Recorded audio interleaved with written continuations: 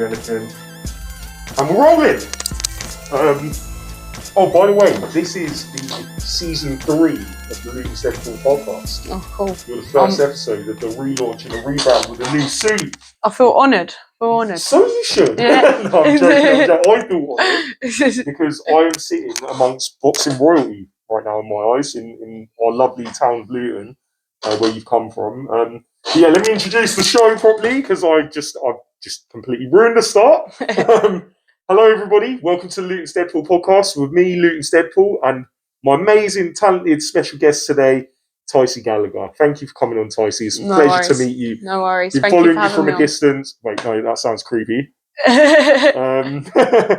How can I say it without sounding Following creepy? your journey. Yeah, I've been watching your journey from afar. No, that still sounds weird. Well, anyways, it doesn't matter. I'm a genuinely big fan of yours. I first got to know you through JP because obviously you helped out with Boxing Saves Lives. Yeah. And you know, JP only sings your praises like so loudly. He's a great guy, obviously, for what he does in the town, but getting someone like yourself involved, that really means a lot to me because, you know, there's a lot of young girls out there who possibly don't see boxing as an option.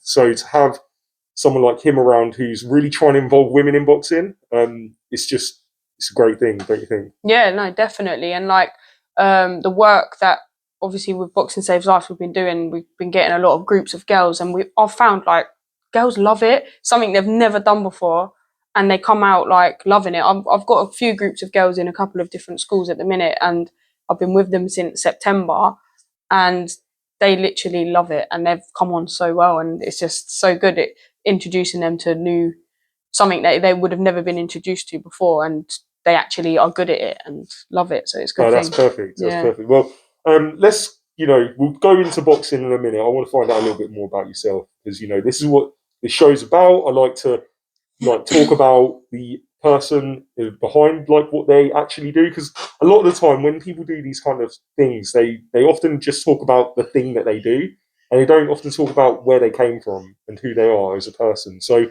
let's find out a little bit more about you in that sense. So you're Tysie. How old are you, Tysie? 24. You're 24. Yeah. Young still, man. Still young. Yeah.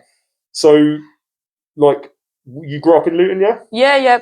Grew up in Luton, born and bred in Luton. Went to schools in Luton. When I was a kid, I was obsessed with football, like from about 6-7 years old, and started playing football. All my dreams were I was going to be a footballer. I was going to be a footballer, and then I played for Luton Centre of Excellence for a few years. What position you play? Striker up front. Yeah. I was a top goal scorer, you know. No way. Come on. Check you out. No, and then that was my dream, football. And then I got to but I was in school and stuff. I was like the crazy hyper class clown, if you like, type of kid. And my mum but football helped massively. If I was at football or out in the garden playing football, that was where I found my peace. Do you know what I mean? And then I was about 10 years old when my mum took me to a boxing gym, but she took like me and my brother down to the boxing gym. I just fell in love with it. But before that time, I'd maybe watched a few fights if like Ricky Hatton was fighting or it was on the TV because my dad would have watched it, but it was nothing.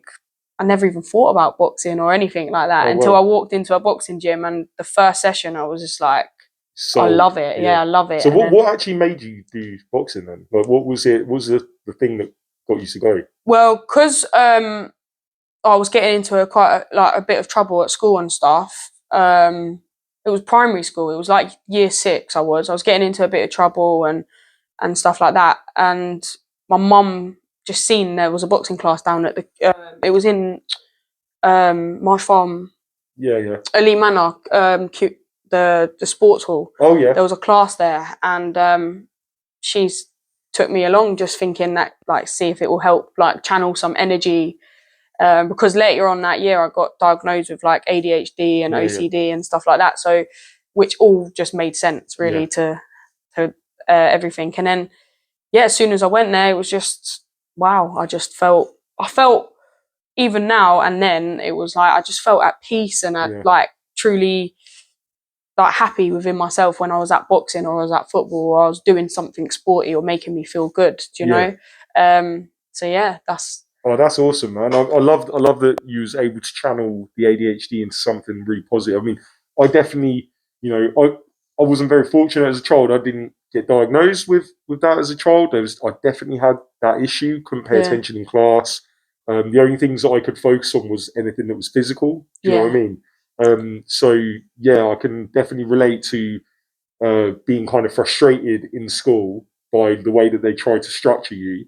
And then when you go and find sport, it's like you're free. Do you know what I mean? Oh, absolutely. That's exactly how I felt. Even now, I feel like that. Like even through high school, I felt like that. The only times I was done really well was when it was practical, when it was drama or PE or something like that. So yeah, that's definitely what channeled my ADHD and energy, helped me massively. No, that's wicked, man. I've actually got a little theory on ADHD, right? Go on. I'm going to share, and I don't know if people will just hate me for it or what, but like it's a positive one. I've got a positive reason for why I think ADHD exists in people. I believe, right?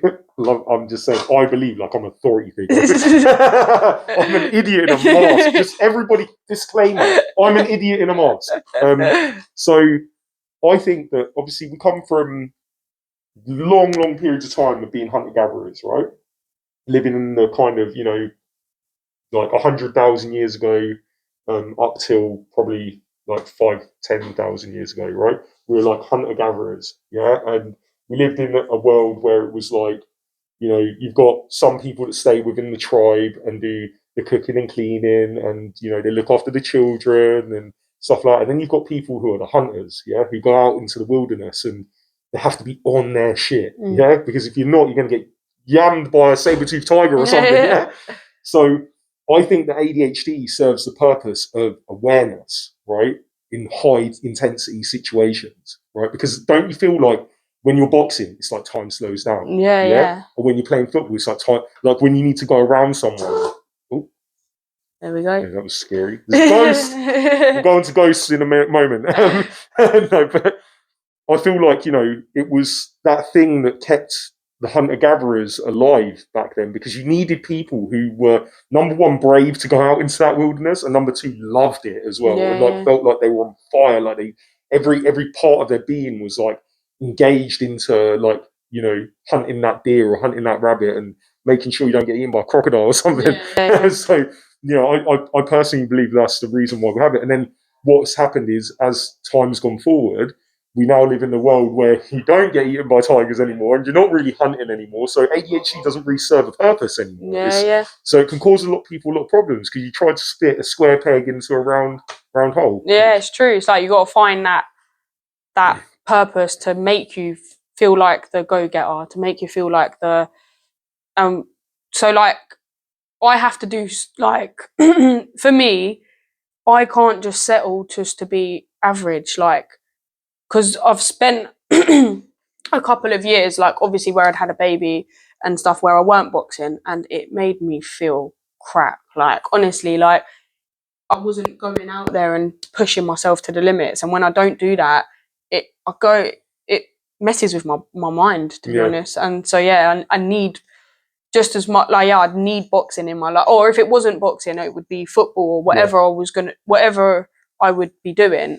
I'd have to go and push like to the best I can push, or else I don't feel satisfied. Yeah, I know exactly how you feel. It's like kind of putting myself in this suit and going through the paint. Like, this is not comfortable. The other one wasn't comfortable either. It's not fun at all. But it's like when I take it off, it feels like a day in the gym. Do you know what I mean? And there's no better feeling than in the gym. I hate it. I actually hate it, like working out and stuff. But then afterwards, like there's like this afterglow that just, it's the best feeling. So yeah, I can definitely relate to that. Do you know what? I've just realised that I've not put my airplane mode. Give me 1 second. Such an idiot. Oh. We're still rolling as well. I'm just sitting on a table right now. Tysie's just staring at me. You missed it as well. I was playing the swings outside. Or out there? Yeah, well, Was there kids in that in there? In yeah, the there park? was. There's a They woman looking out like there. what on I got her to spin me on the thing. Right? And she took the fucking piss and she spun me way too hard. Oh my God. Alright, there we go. Oh, Jesus. Yeah, I'm back. Back. Hello, everybody. I'm back. Yeah, so let's talk about your boxing.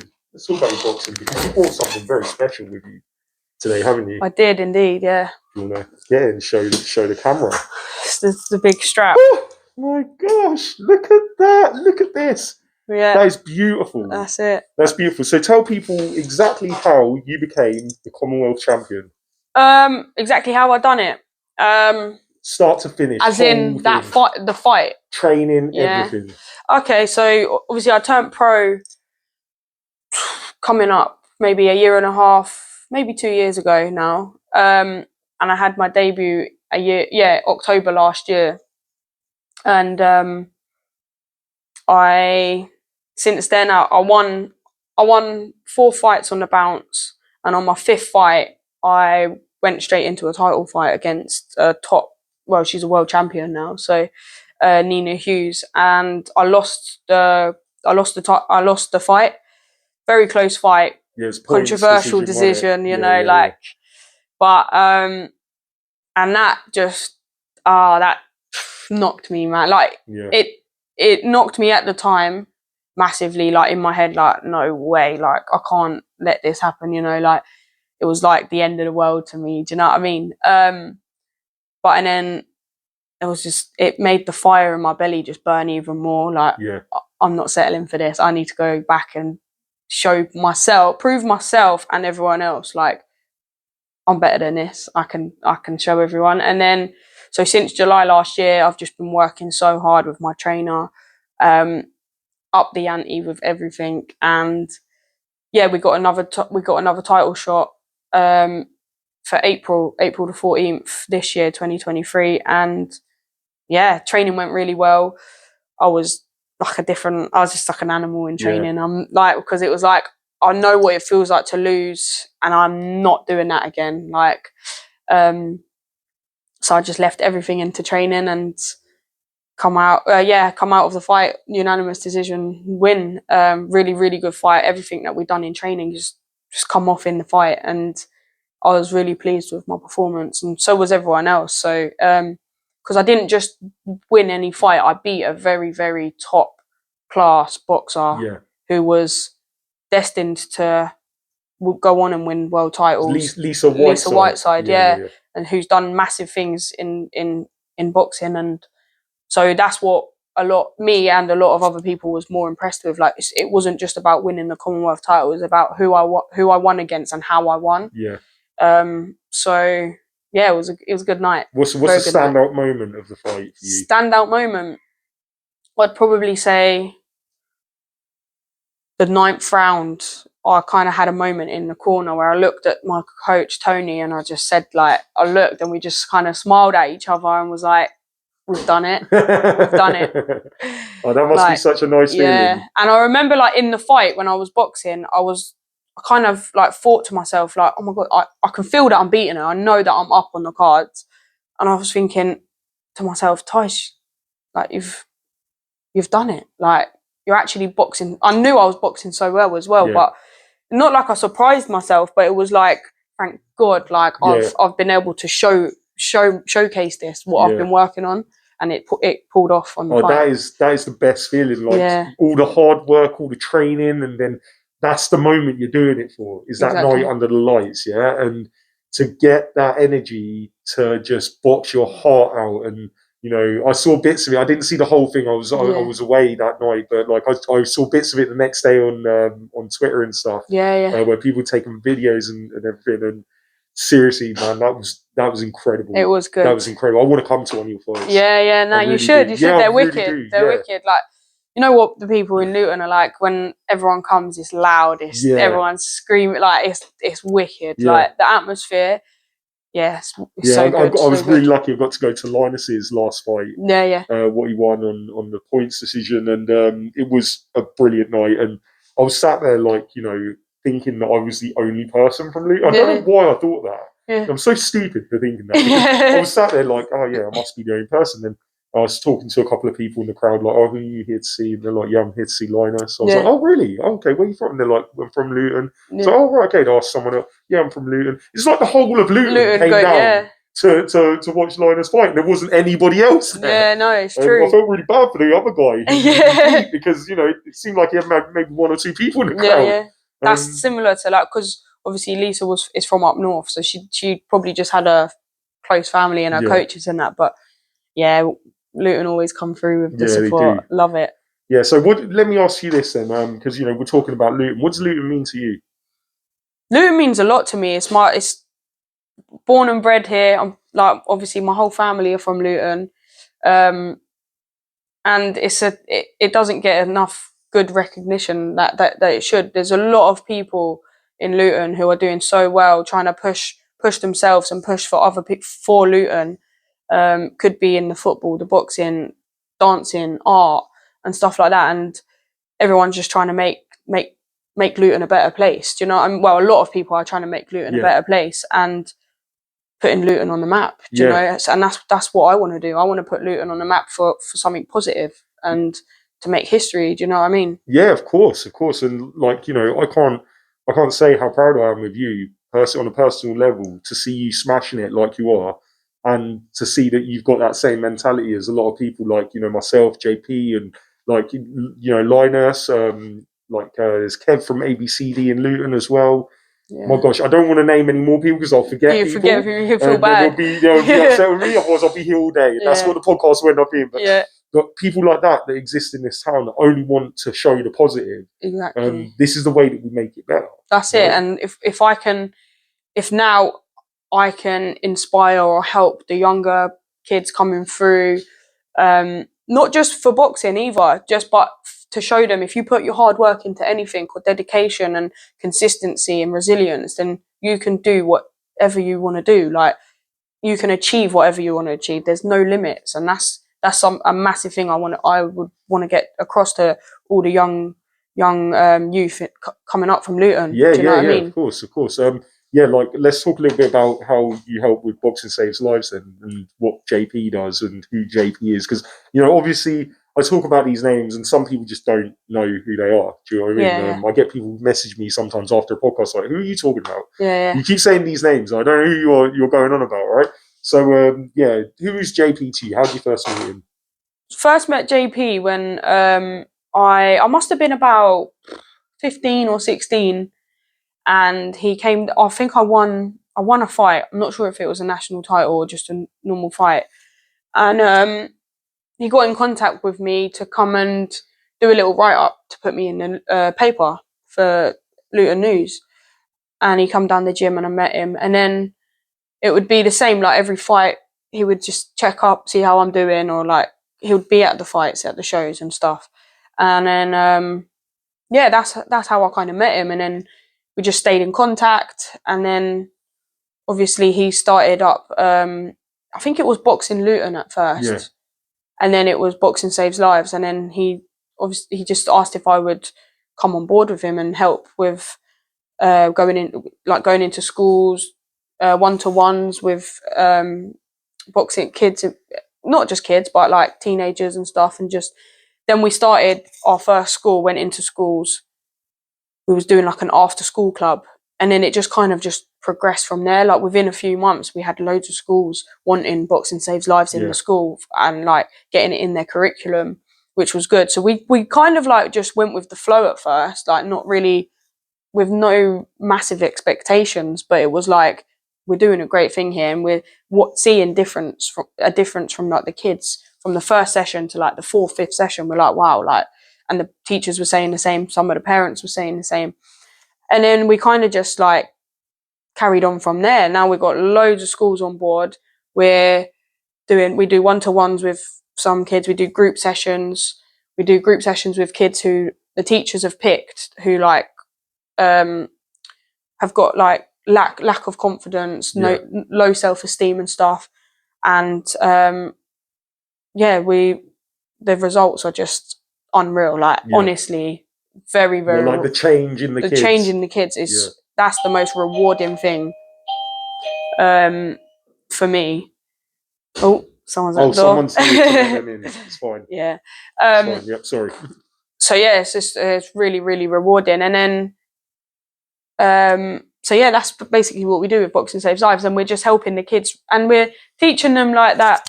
Not every fight needs to be fought. That's the main thing for us. And to get, when we're gaining their confidence and self-esteem, they realise that they don't need to always go out and fight, or they don't need to be angry. They can channel their aggression and anger in other ways, and that's a big thing that we're teaching them. And to be honest, loads of them are like little boxers now. Like they actually can box because from what we've been doing. Wow. And a lot of kids we send from, they just come in from to the after school clubs, or we're going into the schools, and then next thing you know, they're down the local boxing gym. No way. Yeah. So it's really good. It's really working. Yeah, definitely. That is so beautiful. Yeah. Do you know what? I think your legacy may be that one day you create a whole range of boxers from loads of different weight classes.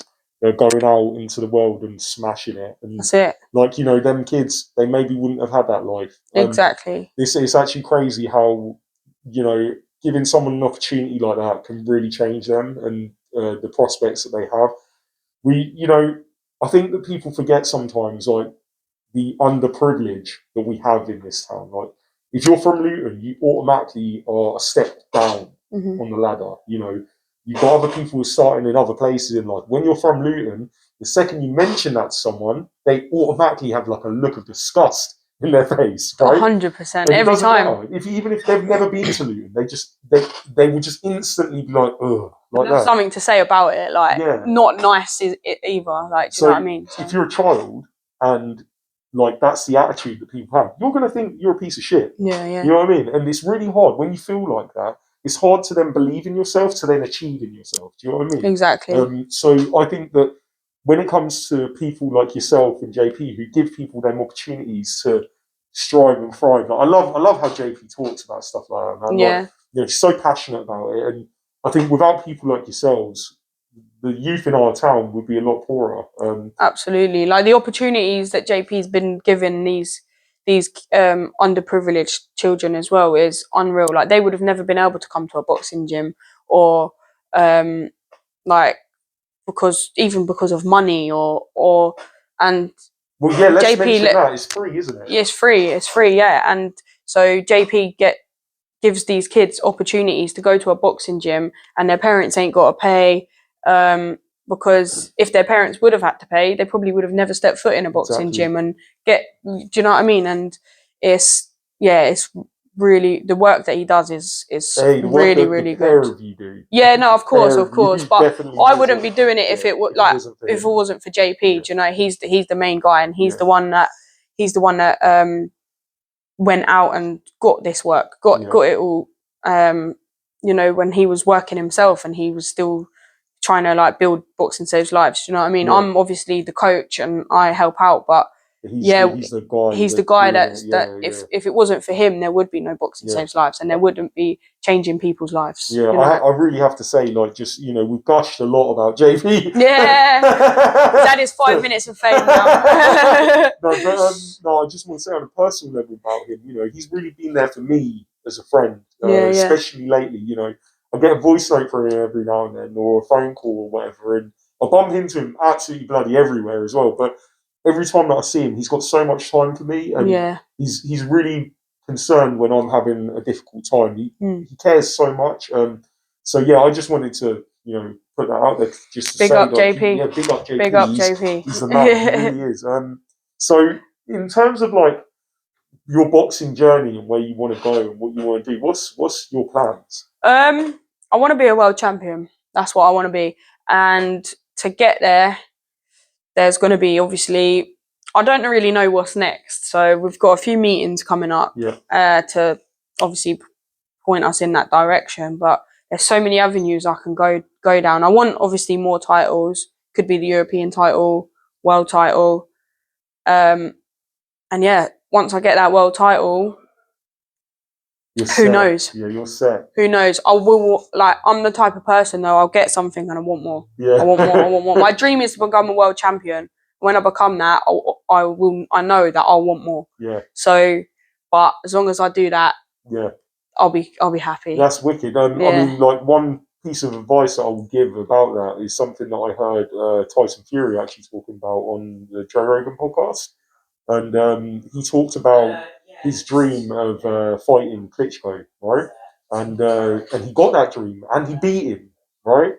And he said that when he done that, it was like there's no more to achieve. Yeah. Right? He really struggled. He fell into a pit of desperation and despair, and he really struggled. He struggled with drink and drugs, and his life went completely off the rails. He put on a ton of weight, and everything went really badly for him.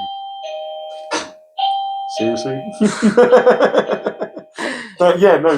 What was inspiring about it? Because obviously that does sound. I'm not like telling you this is what's going to happen to you. No, of course. Or anything, but especially in boxing, it does happen a lot. It does, yes. When people get to that certain you get success, stage. and then you're like, what do I do now? Yeah.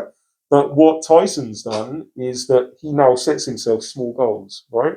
So after he had that victory, and he went completely downhill. Obviously, he found God as well, which is part of it for him. But everybody has their choices when it comes to religion and whatever, and some people finds it to be really helpful. But with Tyson, what he said helped him the most is setting small goals for himself.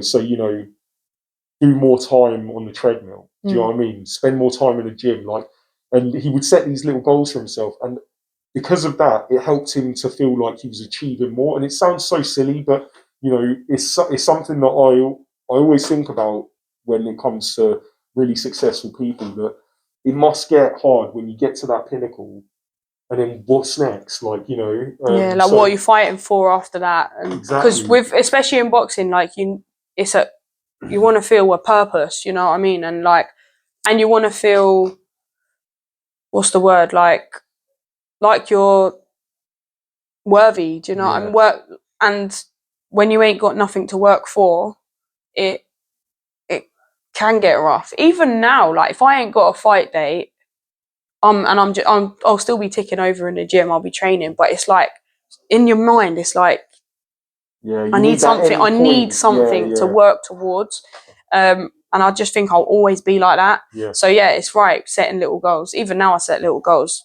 It could be anything in life, not just in boxing, that I have to tick off, and it makes me feel good. Gives me a good feeling, like that I'm in the right going in the right direction. Do you know what I mean? Yeah, of course. It's and when you're at the top, to stay there, that's the hardest part as well. Gosh, yeah. So sometimes it's not. You've got a pack of wolves and try to take that away. That's it. You've got a big target on your back, exactly. So I'm looking forward to that part though, because I think it will keep me very busy. Maybe that's where the fire will keep going. That's what I mean. Yeah, because it will keep me busy. Even winning this, it was like, okay, now I want more. I want it now. I want to go for it. I want to. Do you know what I mean? So it's a nice feeling. Yeah. How does it feel being a mum? Being a mum. A mum and a boxer. Your child must be terrified. I'm terrified of her. How old is she? She's 5. Oh, she's 5. I've got 4 going on 5-year-old myself. Oh, hard work. They're the best. They are the best. So they are the best. The little conversation, the conversations that they come out with. No, it's nice. It's really nice. I feel like I push myself that bit extra and more because I am a mum and because I've got someone there looking up to me. Last night I was watching the build up for Katie Taylor and Chantel Cameron on YouTube. Yeah. And there was a picture of both of them with their belts. They've both got about 4 or 5 belts each. And Macy looks up at the TV and goes, "Mum, you need them belts." I was like, "All right, girl, I'll get you them. I'll get you them." Yeah, good. Do you know what I mean? So she's starting to really understand it now, and she loves it, to be honest. She's your biggest fan. Yeah, definitely. That's so cute. She loves the belt, and she wants more as well now. So I'm gonna have to go out and get more. Hey, when your little princess says jump, you just say how hard. Yeah, exactly. Simple as. You know that. I know exactly how you feel. No, that's beautiful, man. I just I think like how you talk about her and like what you want to achieve, and how she's like your driving force. That's just such a nice thing. What's she into? Does she like to do a bit of boxing? Well, she's into gymnastics, and Oh, okay. yeah, she likes gymnastics. But last week she did actually tell her dad that she wants to do boxing. Yeah. And I was there like, how oh, did here we Dad take go. it? He boxes as well, Yeah. so he was all right. He was all right about it. Yeah. But because he coaches down at Luton Town Boxing Club, so Oh, yeah. she wants to go to the kids class there. Yeah. And I was just like, oh God, here we Also, go. it's you that's nervous. It's me that's nervous. Yeah, Because definitely. you know how it feels to be hit. It's my little girl. Yeah. It's my little girl. Now I know how my mum feels. Like my mum, she loves me boxing. She's so proud, but she hates coming to watch or stuff like that. And I'm like, ah, Can you imagine? It's a hard life being a boxer, you know. Like it's a Yeah. very, very hard life. So I can imagine not all boxers will want their kids to. Well, if they wanted to, they'll support them. But it's not. It's like Mike Tyson. Mike Tyson stopped his kid from boxing. Yeah, Didn't he? and I'm not surprised why, because it's very hard, very, very tough. But I would the same like dedication and motivation and resilience that I have for boxing, I would love her to have for something, whatever that is. I would probably prefer it not to be boxing. I'm not gonna lie. No, but if she did want to take it seriously when she's older and stuff, then obviously she's got the best person in the and world. to push her and do well. Do you know what I mean? I'm sure whatever she decides to do, she's going to smash it, having a wonderful mum like you. Yeah, thank you very much. No, seriously, man, I really believe it. We're very lucky just to have you in this town, but to be your kid would be an absolute joy. That sounds so weird. Why did I say it like that? I want to be your child now. Oh, it's creepy. I've said too many creepy things so far in this one. You remember when I said before, I've never deleted a podcast before? This is the first one. Delete. Oh, man, no, that's jokes. So what do you think? So you're obviously a football fan, yeah? Yeah, I'm a football fan. Let's go to Wembley. Let's go to Wembley. We're going to Wembley. That's it. Oh, I can't wait. I know. Buzzing. I haven't got a ticket yet, but I will have a ticket. Yeah. I will have a ticket. Good. Yeah, I can't wait for that. Me that's too. gonna be big. I'm very lucky, you know. I've been to enough games to get a ticket. I'm not a season ticket holder. And I've seen that it has been an absolute ball ache for people. Yeah, it has. Because did you know about how they messed up a little bit? No. So 6 tickets are available for season ticket holders, yeah? But someone told me that there was a mess up on the Ticketmaster site and they allowed some people to buy like 12 tickets. And people are buying them and selling them for like loads more, aren't they? £800. Come on. If you're from Luton, why would you do that? Innit? Get everyone down there. Do you know what? I think it is. There's a lot of people who I talk to who are season ticket holders, right? And they don't live in Luton. Yeah. So and they're living in like quite nice. There's a lot of people who do well in Luton and then they fuck off. Yeah. Does my head in personally. I think that if you do well in this town, come back and help it. That's what I personally believe. It's true. Some people are going to disagree with me and they're going to say, well, it's my life and I want to do what I want to do. But if you're from this town and you do well, come back and make it better for the next generation. If you're in a position that you can come back and help, then you should. Definitely. I mean, I would imagine the type of people that are going and selling them tickets are the ones that don't have the heart for the working class people in this town.